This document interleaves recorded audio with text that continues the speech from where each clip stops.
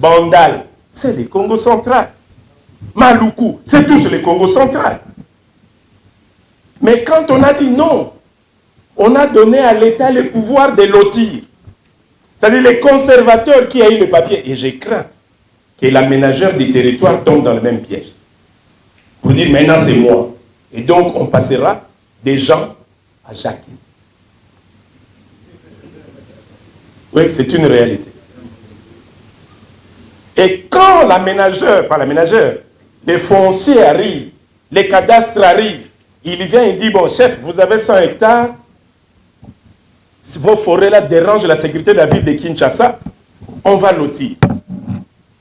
Donc, ils lui prennent 200-300 hectares, on y sort une centaine de parcelles, et on dit, chef, vous avez 20 parcelles. Oh, sur mon terrain, oui, c'est l'État. La notion de l'État était tellement déstructurée par le droit, par les juristes, que finalement, même aujourd'hui, quand on va arrêter quelqu'un, on le dit, l'État est au Kangayo. Il dit, ah, l'État a dit. Et quand vous dites, mais l'État là, c'est qui? Il dit, mais c'est l'État. Un vide qui n'existe pas. Et donc, c'est à partir de là que le chef coutumier Congo de Selembao a lancé la phrase au Bas-Congo. Partout où vous êtes, prenez. Et il a ouvert ces terres pour dire, à la place de les perdre par ces gens qui viennent au nom de l'État, que chacun prenne. Et jusqu'aujourd'hui, nous le faisons. Je vais vous dire pourquoi on en veut au chef coutumier. Quand un chef vous dit, non, je ne veux pas qu'on touche à cette forêt, c'est ma forêt sacrée. Les conservateurs répondent, il n'y a pas de forêt sacrée. L'arrêté du ministre compte. Puisque vous ne voulez pas m'écouter, que fait le chef? À la place de perdre, il est balayé même à moindre prix. Mais en fait, en réalité, qui a le droit de vendre des terres congolaises? Personne, même pas le chef de l'État. Personne n'a le droit de vendre même pas un mètre carré du sol congolais. Mais la cession des terres est définie par rapport aux institutions et aux attributions.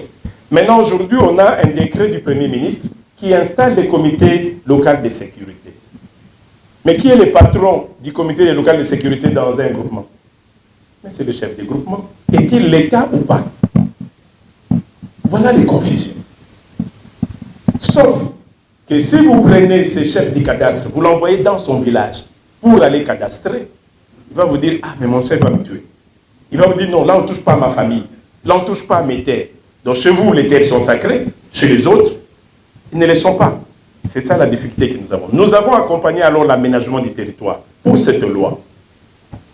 Excellence, pour votre information, le jour où cette loi a été publiée et que le ministre, votre prédécesseur, devait le présenter au public, c'est entre mes mains qu'il a remis le premier exemplaire. Pour nous remercier des efforts que nous avions fournis autour et à côté du secrétaire général pour atterrir. Cette loi a été refusée pour juste revue même. Nous avons tous mis les paquets et sur le plan physique et sur le plan métaphysique.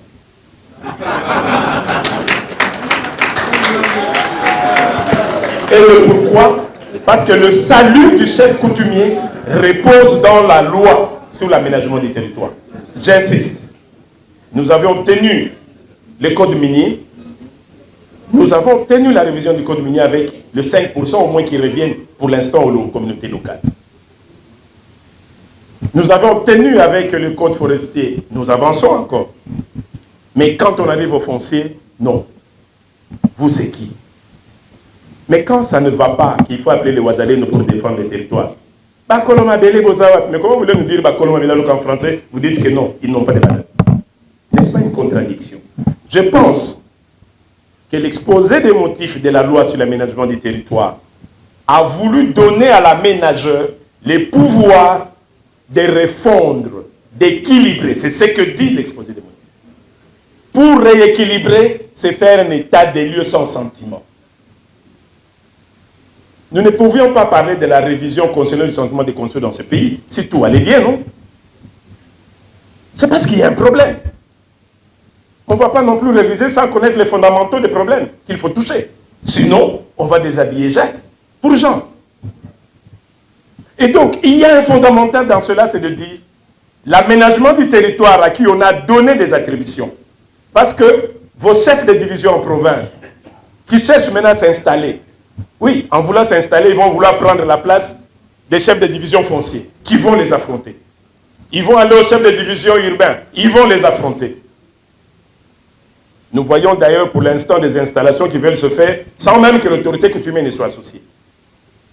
Ils vont choisir leur chef coutumier pour dire mais on ne va pas se rendre compte qu'il y a une réalité et que la réalité, c'est que la mission qui a été donnée à l'aménagement du territoire, et ça j'aimerais encore vraiment inviter son excellence monsieur le ministre d'y faire très attention. Mon avant-prédécesseur a dit qu'il y a la Benelimi Balé. Non, vos premiers ennemis, c'est votre propre administration qui vont vous dérouter, comme ils ont dérouté les affaires foncières.